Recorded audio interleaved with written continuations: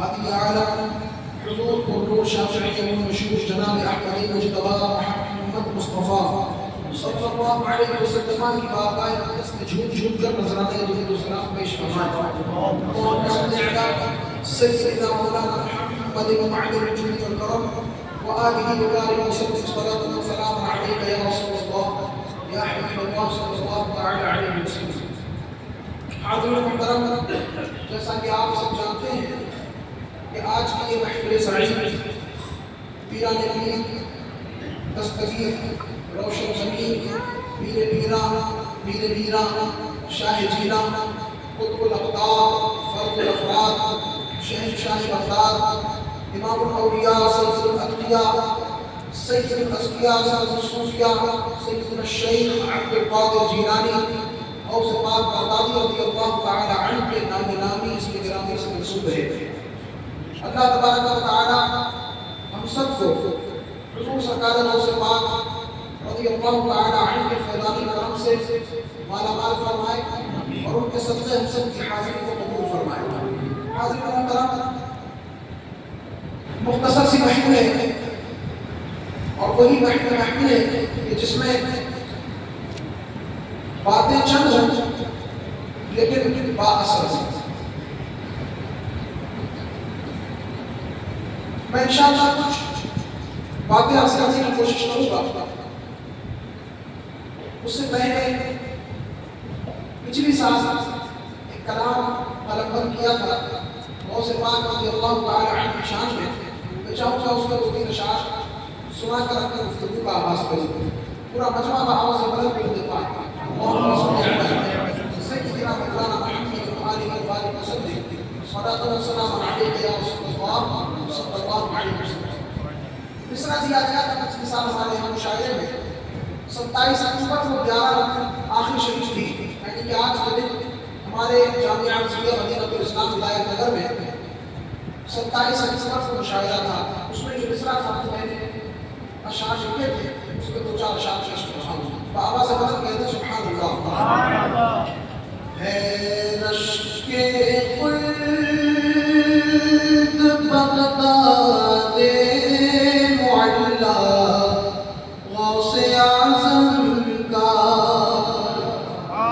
ہے رشک خلد Baghdad Mugla غوث اعظم کا، ہے رشک خلد بغداد معلا غوث اعظم کا.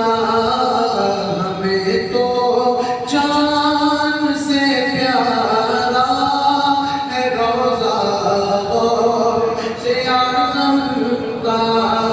ہمیں تو جان سے پیارا ہے روضہ غوث اعظم کا. لقب ہے محیطی اور عبد قادر نام نامی ہے. لقب ہے سبحان اللہ. لقب ہے عبد قادر، لقب ہے محیطی اور نام نامی عبد القادر ہے. حسینی اور حسنی پیارا شجرہ غوث اعظم کا. حسینی اور حسنی پیارا شجرہ غوث اعظم کا. ہے رشک خلد بغداد معلا غوث اعظم کا. اور لوٹاتے خوب ہیں بغداد سے صدقہ مدینے کا. لوٹاتے خوب ہیں بغداد سے صدقہ مدینے کا. اس لیے کبھی کم ہو نہیں سکتا خزانہ غوث اعظم کا. کبھی کم ہو نہیں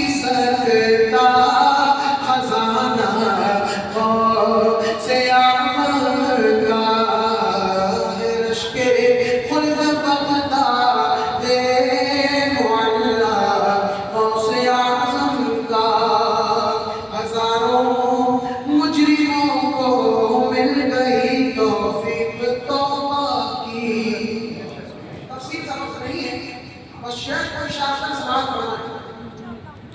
ہزاروں مجرموں کو مل گئی توفیق توبہ کی. ہزاروں مجرموں کو مل گئی توفیق توبہ کی.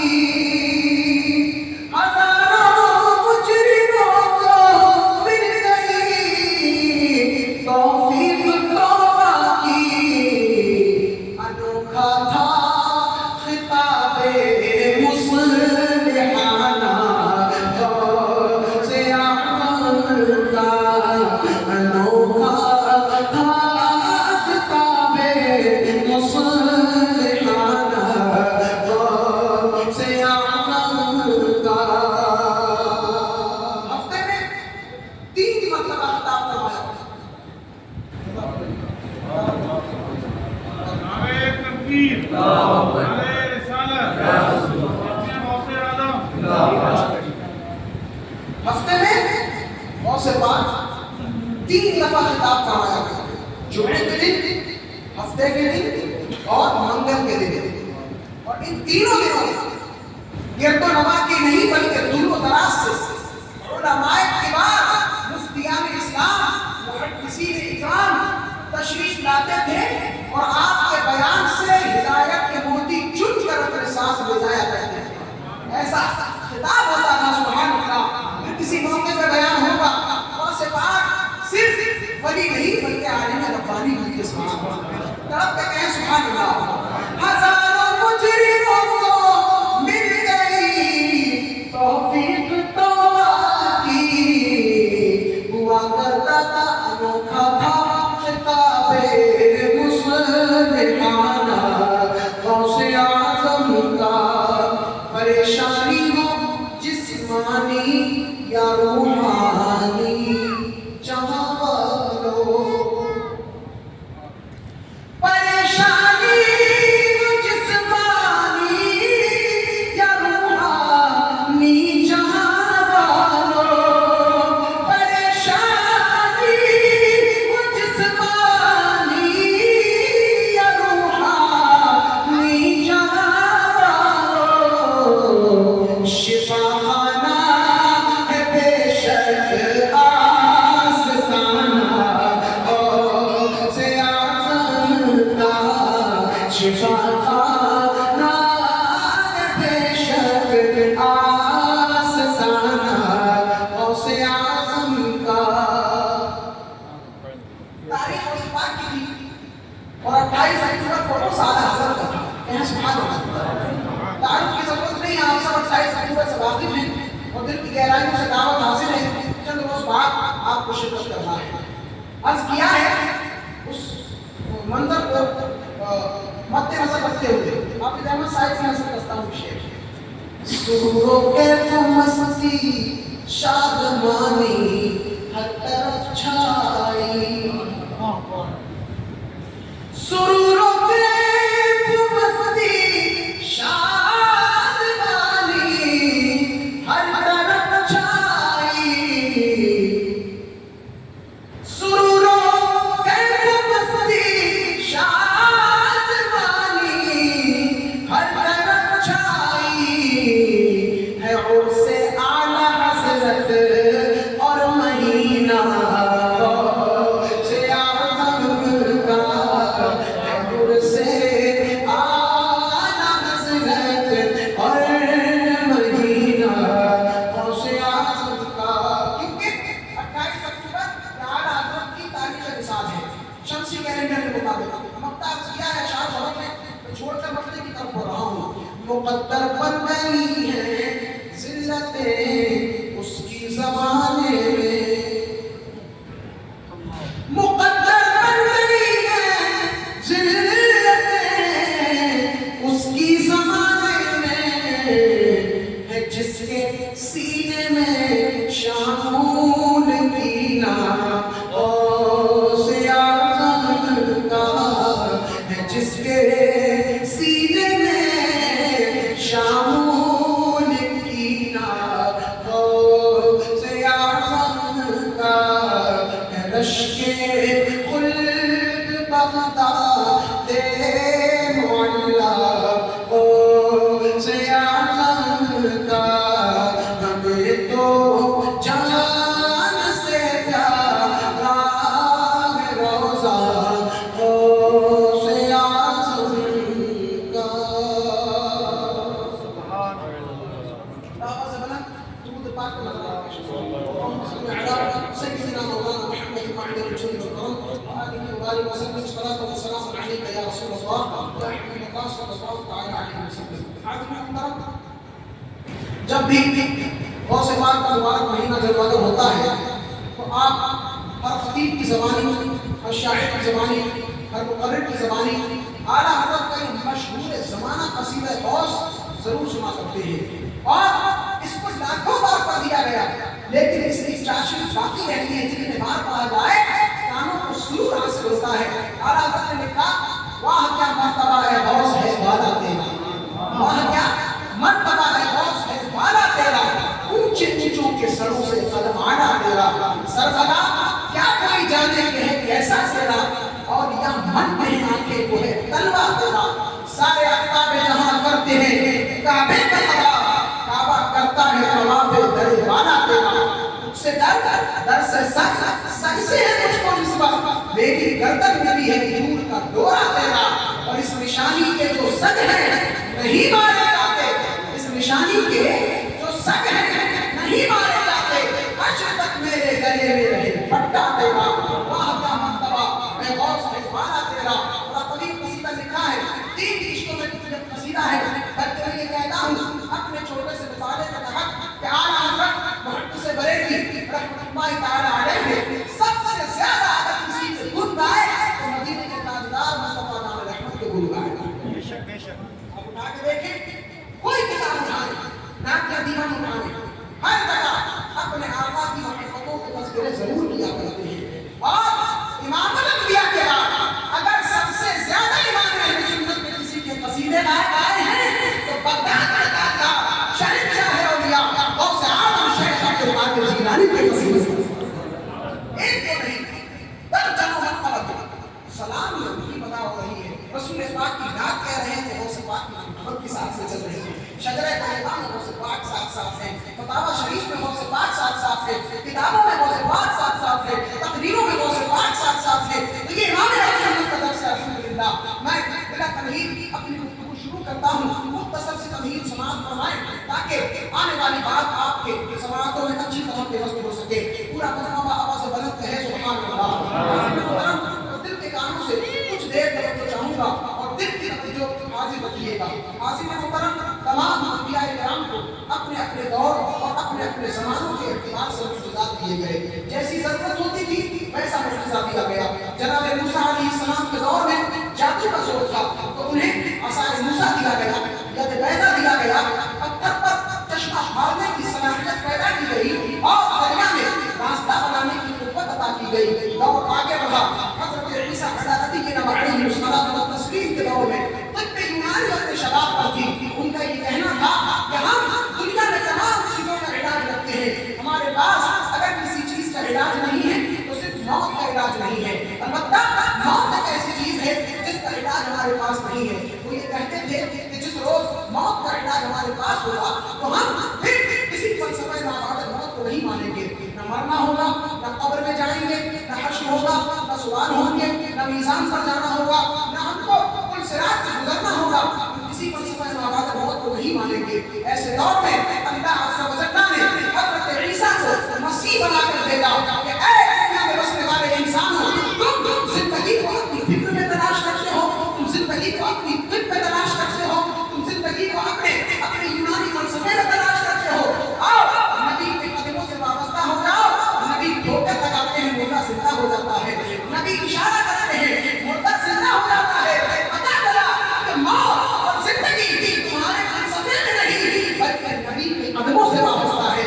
عزیزان ملت اسلامیہ تو تمام انبیاء کرام کو اپنے اپنے دور اور اپنے اپنے زمانے کے اعتبار سے معجزات عطا کیے گئے. لیکن میرے نبی آخر الزمان کسی خاص دور کے نبی نہیں تھے، کسی خاص زمانے کے نبی نہیں تھے، کسی خاص طبقے کے نبی نہیں تھے، کسی خاص علاقے کے نبی نہیں تھے، کسی ایک فرد کے نبی نہیں تھے، بلکہ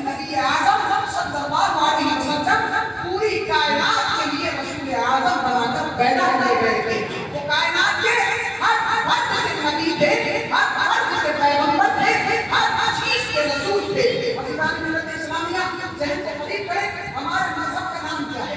ہمارے مذہب کا نام اسلام ہے۔ زور سے ہمارے مذہب کا نام، اور زور سے ہمارے مذہب کا نام۔ دنیا میں جتنی تحریریں ہیں، جتنے مذاہب ہیں، ان کا نام یا تو کسی پرسنالٹی پر رکھا گیا ہے، یا کسی علاقے پر رکھا گیا، یا کسی خطے پر رکھا گیا، یا کسی زمین پر رکھا گیا، یا کسی فرد کے نام پر رکھا گیا ہے، یا کسی بستی کے نام پر رکھا گیا ہے۔ عزیزان ملت اسلامیہ، جناب عیسیٰ کو مسیح کیوں کہتے ہیں؟ اس لیے کہ مسیحیت کے بانی جناب عیسیٰ علیہ السلام تھے۔ بہت کیوں کہتے ہیں؟ اس لیے کہ بہت بانی تھے۔ تو دنیا میں جتنے مذاہب ہیں، جتنی تحریریں ہیں، ان کا نام یا تو کسی فرد پر رکھا گیا ہے، یا کسی شخص پر رکھا گیا، لیکن میرے نبی کے مذہب کا نام مکی نہیں رکھا گیا، میرے نبی کے مذہب کا نام مدنی نہیں رکھا گیا، میرے رسول کے مذہب کا نام عربی نہیں رکھا گیا، بلکہ میرے نبی کے مذہب کا نام جو قرآن نے دیا ہے وہ اسلام ہے۔ ان الدین عند اللہ الاسلام، بے شک دین اللہ کے نزدیک صرف اسلام ہے۔ اب اور ذہن قریب کریں تو بات اچھی طرح سمجھ میں آئے گی۔ اسلام کے میننگ پر غور کریں، اسلام کے معنی پر غور کریں۔ جب آپ لغت شریف اٹھائیں گے تو اسلام کا مطلب ہوتا ہے اطاعت کرنا، فرمانبرداری کرنا، فداکاری۔ اسلام کا مطلب ہے یعنی اللہ کی مرضی میں خود کو فنا کر دینے کا نام اسلام ہے۔ اب پتہ چلا کہ اسلام اطاعت کا نام ہے، تو دیکھیں زمین اللہ کی اطاعت کر رہی ہے، آسمان اللہ کی اطاعت کر رہا ہے، سیارات فلک اللہ کی اطاعت کر رہے ہیں، کہکشاؤں کا نظام اللہ کی اطاعت کر رہا ہے، خلاؤں کی وسعتیں اللہ کی اطاعت کر رہی ہے، دریاؤں کی روانی اللہ کی اطاعت کر رہی ہے، سفید سحر اللہ کی اطاعت کر رہا ہے، وقت کا حسن اللہ کی اطاعت کر رہا ہے، شکل کا جمال اللہ کی اطاعت کر رہا ہے، دلوں کی دھڑکنیں اللہ کی اطاعت کر رہی ہے، نگاہوں کی نظریں اللہ کی اطاعت کر رہی ہے، پھولوں کی مہک اللہ کی اطاعت کر رہی ہے، کلیوں کی چٹک اللہ کی اطاعت کر رہی ہے، اس سب و شادابی اللہ کی اطاعت میں مصروف ہے۔ پتہ چلا کائنات کا ذرہ ذرہ اللہ کی اطاعت میں مصروف ہے۔ کوئی چیز ایسی نہیں تھی کہ جو اللہ کی اطاعت سے ذرہ بھر منہ پھیر سکے۔ پتہ چلا کہ یہ سب کے سب مسلم ہیں، پتہ یہ چلا یہ سب کے سب مسلم ہیں۔ بات بہت آسان ہے، اسلام کا مطلب اطاعت ہوتا ہے، اسلام کا مطلب اطاعت کرنا ہوتا ہے، فرمانبرداری ہوتا ہے۔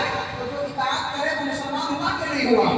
زمین مسلم ہے اس لیے کہ اطاعت کر رہی ہے، رب کہے سبحان اللہ، آسمان مسلم ہے اس لیے کہ اطاعت کر رہا ہے، ہوائیں مسلم ہے اس لیے کہ اطاعت کر رہی ہیں، فضائیں مسلم ہیں اس لیے کہ اطاعت کر رہی ہیں۔ تو پیغمبر اسلام رسول ہمارے آخر الزمان نبی اسلام کے نبی ہیں، وہ زمین کے بھی نبی ہیں، وہ آسمان کے بھی نبی ہیں، وہ جری و بری کے بھی نبی ہیں، وہ شمس و قمر کے بھی نبی ہیں، وہ شجر و حجر کے بھی نبی ہیں، وہ بحر و بحر کے بھی نبی ہیں۔ پتہ یہ چلا اس کی تاریخ میں نہیں بلکہ قرآن کہتا ہے وما ارسلناک الا رحمۃ للعالمین، اے محبوب ہم نے آپ کو تمام عالموں کے لیے رحمت بنا کر بھیجا، یعنی ما سوی اللہ کا اطلاق جن چیزوں پر ہوتا ہے سرکار ہر اس شے کے نبی ہیں۔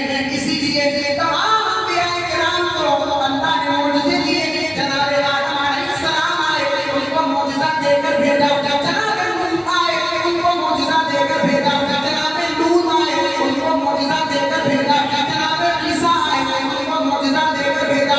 البتہ تمام انبیاء کرام کو اپنے اپنے دور اپنے اپنے زمانے کے اعتبار سے معجزہ دے کر بھیجا، اور جب باری آتی ہے نبی آخر الزمان کی، جب باری آتی ہے وحی تخلیق کائنات کی، جب باری آتی ہے آج ما کان وما یکون کی، جب باری آتی ہے پیغمبر اسلام کی، تو ان کو معجزہ دے کر نہیں صحابہ معجزہ بنا کر کے بھیجا۔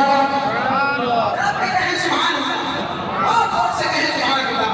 میرے آقا کو معجزہ بنا کر بھیجا، اس لیے یہ چلے تو معجزہ ہو، یہ بیٹھے تو معجزہ ہو، یہ اٹھے تو معجزہ ہو، یہ قیام ناز فرمائے تو معجزہ ہو، یہ تکلم فرمائے تو معجزہ ہو، یہ تبسم فرمائے تو معجزہ ہو، یہ پیار و نصیحت فرمائے تو معجزہ ہو، یہ فرش زمین پہ ہو تو معجزہ ہو، اور عرش عظیم پہ جائے تو معجزہ ہو۔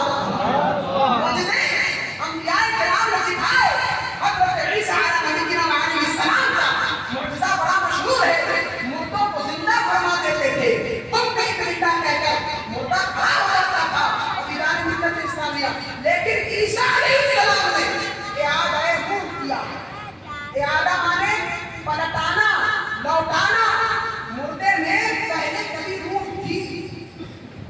زمانہ ایسا تھا کہ اس کے اندر روح تھی، اب وہ مرا تو اب عیسیٰ علیہ السلام نے بولتا ہوا زندہ اسے کیا جو بولتا ہوا مرا تھا.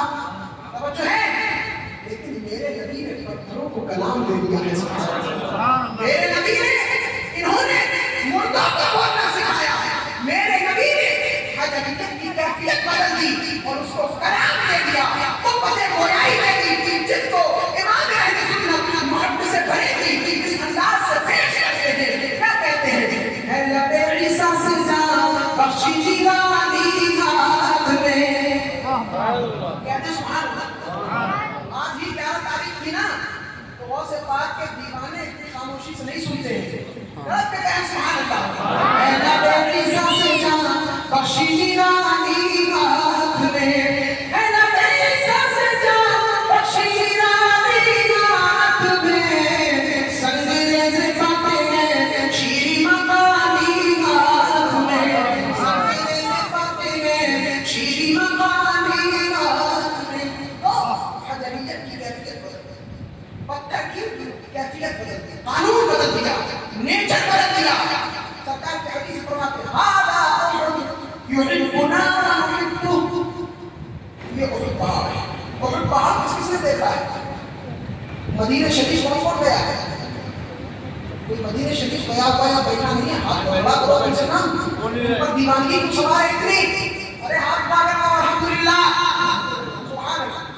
اللہ پاک جو نہیں گیا ہے اس کو بار بار مدینہ پاک کی حاضری نصیب ہو جائے. بغداد معلّہ کی حاضری نصیب ہو جائے. سرکار نے فرمایا یہ احد پہاڑ ہے. یہ مجھ سے محبت کرتا ہے اور میں اس سے محبت کرتا ہوں. اللہ پہ آواز بات. میں اہل دانش کی توجہ چاہوں گا. حضور نے کہا میں اس سے محبت کرتا ہوں. یہ تو سمجھ میں آ گیا. لیکن پہاڑ مجھ سے محبت کرتا ہے یہ سمجھ میں نہیں آیا. نہ پہاڑ کے اندر بولنے کی طاقت, نہ سوچنے کی طاقت, نہ اٹھنے بیٹھنے کی طاقت, نہ کلام کی طاقت, نہ اس کے اندر شعور ہے, نہ اس کے اندر بیداری ہے. وہ ایک منجمد پتھر ہے. حضور کیسے جانتے ہیں کہ وہ بھی اس سے محبت کرتا ہے؟ سبحان اللہ. پتہ یہ چلا کہ تم باتیں کرتے ہو کہ مصطفیٰ اردو نہیں جانتے, مصطفیٰ انگلش نہیں جانتے, مصطفیٰ یہ نہیں جانتے, وہ نہیں جانتے. معاذ اللہ. ارے وہ تو ان کی بھی جانتے ہیں جن کو بول نہیں جانتے.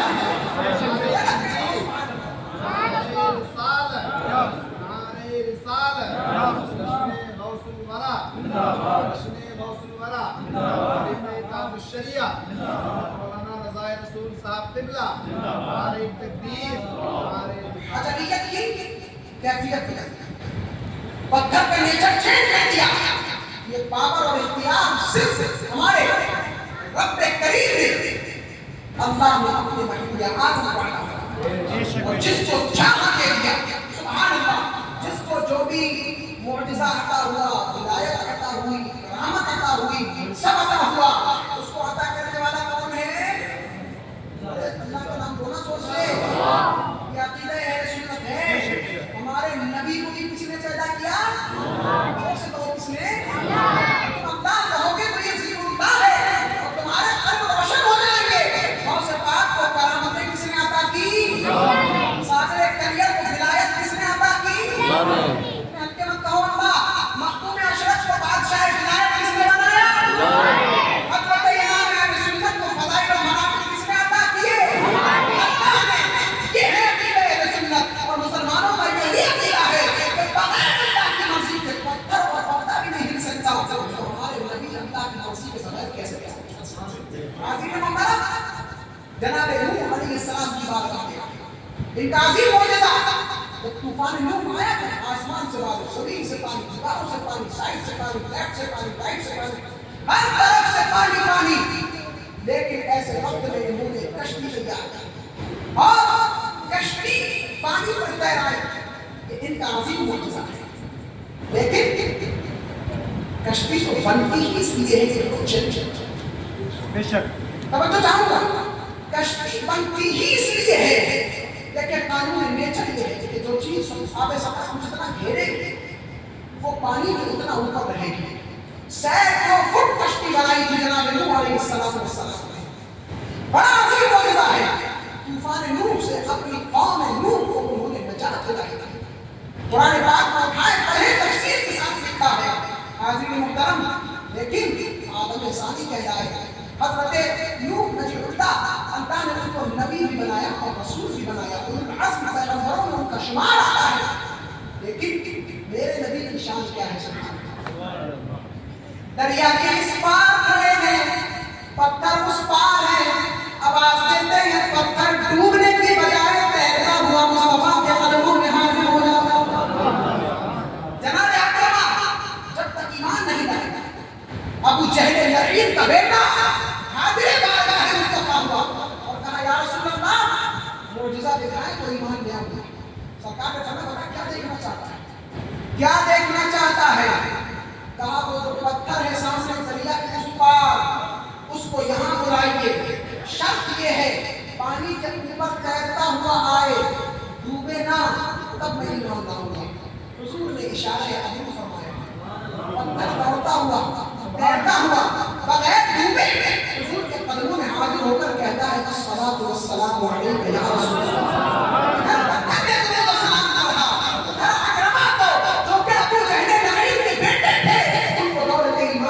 ہو گئی. میرے والد گرامی امانت اعلی حضرت خلیفہ مسلم اعظم ہند علامہ قاری محمد رسول نے اس واقعے کو اس انداز سے لکھا ہے. کہتے ہیں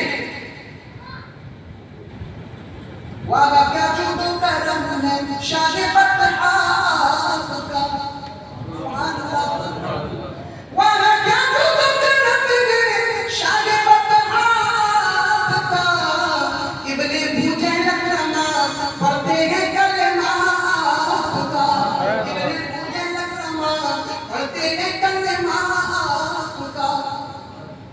بد سہی مجرم سہی عاصی سہی کچھ بھی سہی. بد سہی مجرم سہی عاصی سہی کچھ بھی سہی. ہے امانت کیسا ہی سگتو ہے آقا کا. وعدہ کا جو تو کرم ہے شاہبت حاق کا. ابن بوجہ اکرما پڑھتے ہیں کلمہ کا. بات طویل ہو رہی ہے، کی کوشش کر رہا ہوں اور 10 منٹ کا جواب حاصل رکھے. حاضرین محترم، تمام انبیاء عرض کرنے کا مطلب یہ تمام انبیاء کرام اپنے اپنے دور میں دلیل نبوت کے طور پر ہر دور میں معجزات عطا کیے گئے. ہر دور میں معجزے تمام انبیاء کرام اپنے اپنے دور کے اندر. لیکن کتابیں تو دی گئی تھی، زبور بھی تھی، انجیل بھی تھی، توریت بھی تھی، ہمارے نبی پاک کے پاس قرآن مقدس بھی تھا. لیکن معجزہ کیوں دیا گیا جانتے ہیں؟ کچھ لوگ آنکھوں سے دیکھنا چاہتے ہیں اور کچھ دماغ سے جاننا چاہتے ہیں. جو جاننا چاہتے ہیں انہیں کتاب دے دی گئی اور جو دیکھنا چاہتے ہیں انہیں معجزہ دیا. ہمارے نبی آخری نبی ہیں. حضور کے بعد اب کوئی نبی پیدا نہیں ہو سکتا. ہمارے نبی آخر الزمان ہیں. اب ان کے بعد کوئی نیا نبی، کوئی نیا رسول قیامت تک پیدا نہیں ہو سکتا. تو جو کام پہلے انبیاء کرام کے سر تھا اب تو ان کی امت کے سر ڈال دیا گیا. امت میں دو طبقے پیدا فرمائے گئے. ایک طبقہ وہ کہ جسے جاننا ہو وہ علماء کے پاس چلا جائے اور جسے دیکھنا ہو وہ اولیاء کرام کے پاس آئے. سبحان اللہ. جسے دیکھنا ہو وہ شمس تبریز کے پاس آئے. جسے جاننا ہو وہ جلال الدین رومی کے پاس آئے. جسے جاننا ہو وہ امام غزالی کے پاس آئے. اور جسے دیکھنا ہو وہ غوث جیلانی کے پاس آئے. تو کہنے کا مقصد یہ ہے کہ اگر اولیاء کرام کی کرامتوں کا انکار کرو گے تو پھر انبیاء کرام کے معجزات کی کیا توجہ کرو گے؟ تو پتہ ہے اس زمانے میں دیکھنے والے تھے، کیا آج دیکھنے والے نہیں ہیں؟ اگر آج بھی دیکھنے والے اور ذوق مشاہدہ رکھتے ہیں تو آج بھی اولیاء کرام کی ضرورت ہے. اور سبحان اللہ. آپ جب تاریخ اٹھا کر دیکھ لیں، جہاں جہاں علم تھک کے بیٹھ گیا، علم یقینی نہیں، علم ظنی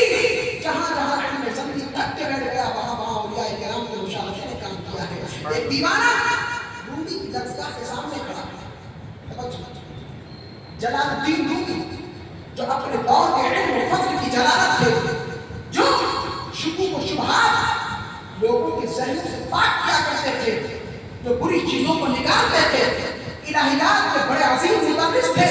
فلسفے میں الہیات بڑا نازک موضوع ہوا کرتا ہے، وہ پڑھا رہے تھے.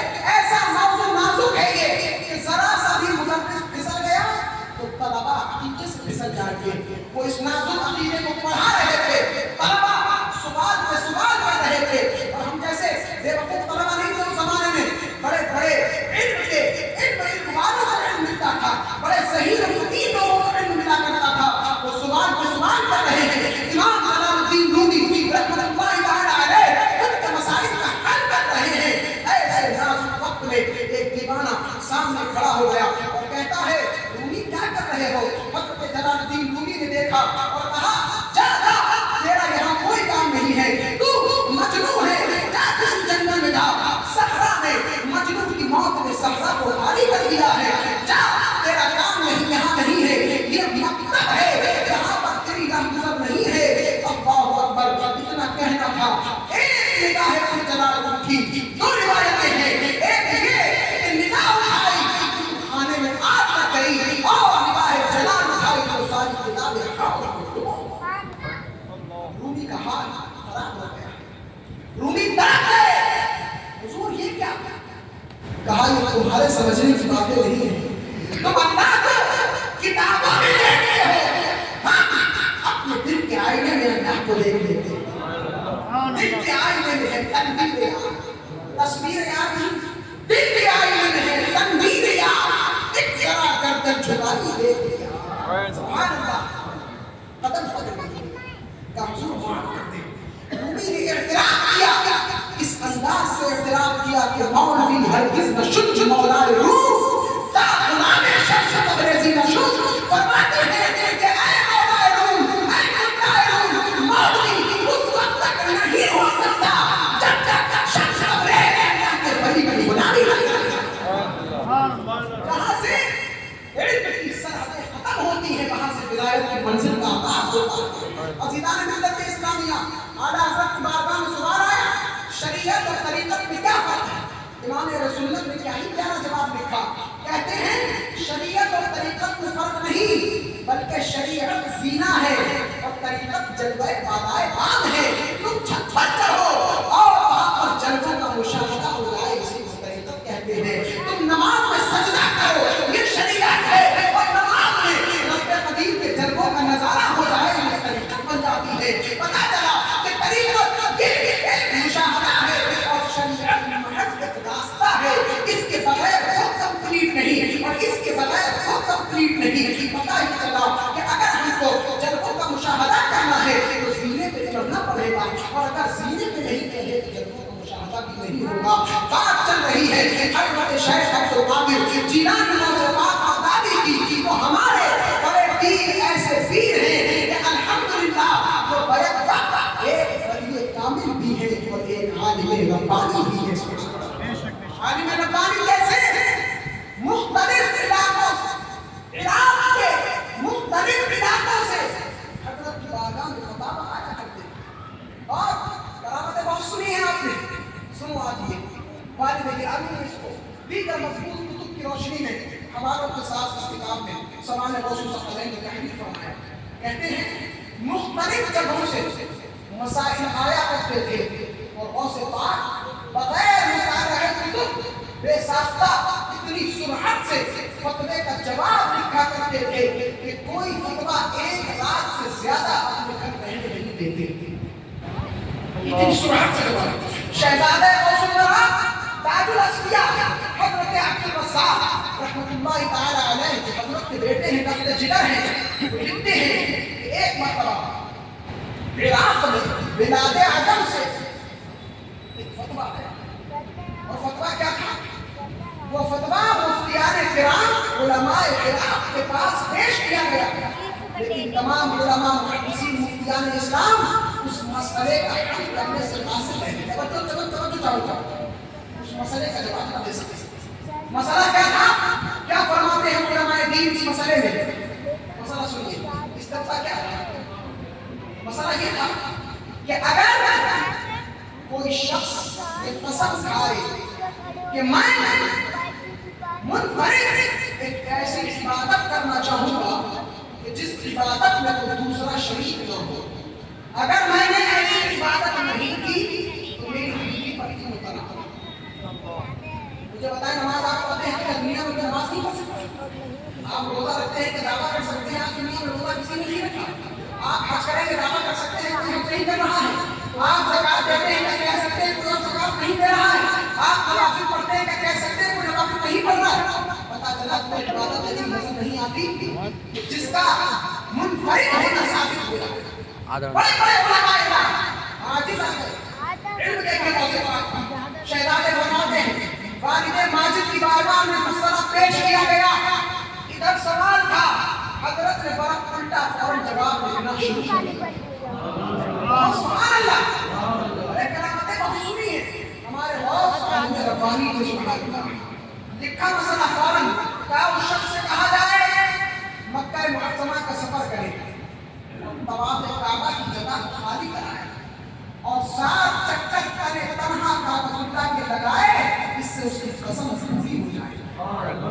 7 چکر کعبہ اللہ کے لگائے، اس سے اس کی قسم پوری ہو جائے گی۔ اب والد گرامی اس مسئلے کو مد نظر رکھتے ہوئے کہتے ہیں نہیں کر پائے حل اس دور کے مفتی محدث بھی، نہیں کر پائے حل اس دور کے مفتی محدث بھی، کیا ہے کیا نہیں کر پائے حل اس دور کے مفتی محدث بھی، کیا وہ مسئلہ ہے دیکھو فتویٰ غوث اعظم کا، کرو اللہ کا ذکر اور نبی کا، غوث اعظم کا، ابو بکر عمر عثمان علی کا، غوث اعظم کا، تو یہ تو تھی علمی بات غوث پاک کی۔ مردوں کو زندہ کرنا بڑا سنا ہے آپ نے، ایک نصرانی اور ایک مسلمان بحث و مباحثہ کر رہے ہیں، اور نصرانی دلائل کے ساتھ حضرت عیسیٰ علیہ السلام جو اس کے پیغمبر تھے ان کی شان اور فضیلت بیان کر رہے ہیں، اور مسلمان اپنے نبی آخر الزمان کی دلائل کے ساتھ فضیلت بیان کر رہا ہے۔ جب اس کے دلائل مضبوط ہوئے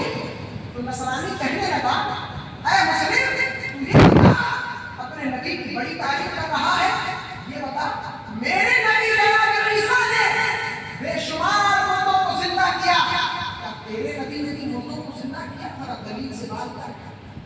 غوث پاک بازار تشریف لے جا رہے تھے، گزر ہو رہا تھا، رک گئے، سنا دلائل اور براہین سے بات ہو رہی تھی دونوں، لیکن ادھر مسلمان کے لب پر چند سیکنڈ کے لیے سکوت آ گیا۔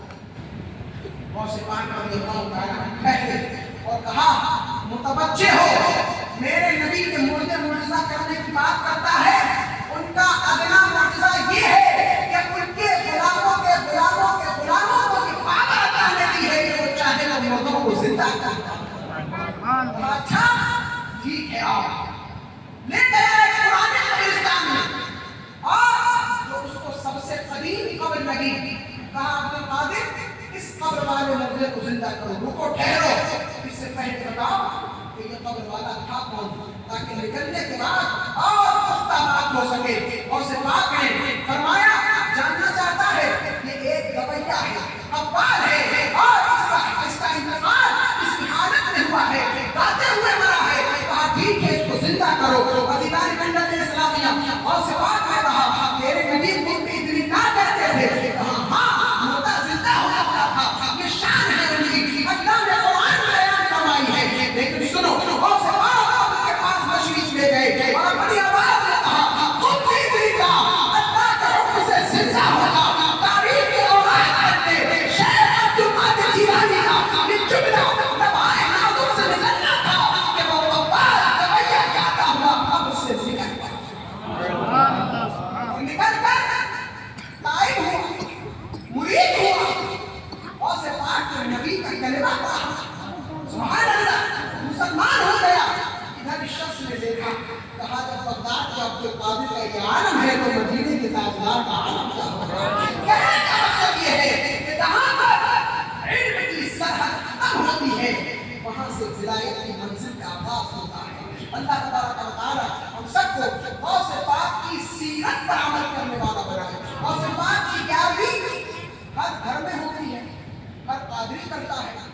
تنگی مسلمان کرتا ہے. آخری بات عرض کر رہا ہوں، یہ میسج ہے پورے مہینے پوری سال غوث کی نیاز کرو، ان کی فاتحہ دلاؤ، ان سے محبت اور عقیدت کا اظہار کرو، لیکن اللہ کے لیے سیرت غوث کو ترک نہ کرو. مشن غوث سے ذرہ برابر مت کرو. ان کا مشن نیا مشن نہیں تھا، شریعت مصطفیٰ کے فالوور کا نام عبد القادر جیلانی ہے. تو ان کی اتباع کرو اور اپنی زندگی میں نور ہدایت لے آؤ، تو تمہاری زندگی بھی سمجھ آئے گی اور تمہاری آخرت بھی سمجھ آئے گی. اللہ تبارک و تعالیٰ میرے کہنے اور آپ کے سننے میں جو اولاد ہوئے ہوں، رب قدیر سے میں توبہ کرتا ہوں، استغفر اللہ ربی من كل ذنب واتوب الیہ، واخر دعوانا ان الحمد للہ رب العالمین. السلام علیکم ورحمۃ اللہ وبرکاتہ.